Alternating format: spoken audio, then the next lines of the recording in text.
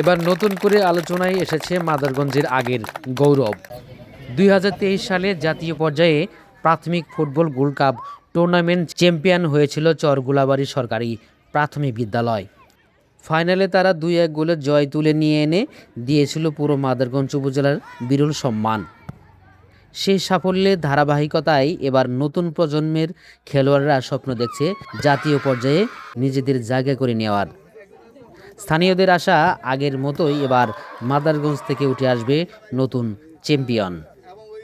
জামালপুরের মাদারগঞ্জে উৎসবমুখর পরিবেশে অনুষ্ঠিত হলো প্রাথমিক বিদ্যালয় gold cup football tournament final খেলা।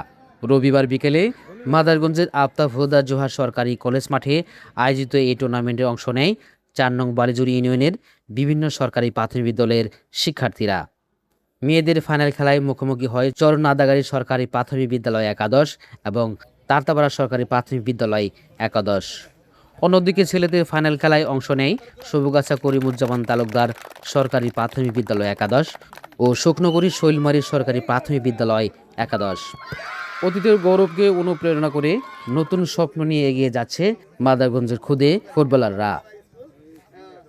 মেসি বিখ্যাত প্লেয়ার স্কুল চালায় 4 টাকা এত টাকা।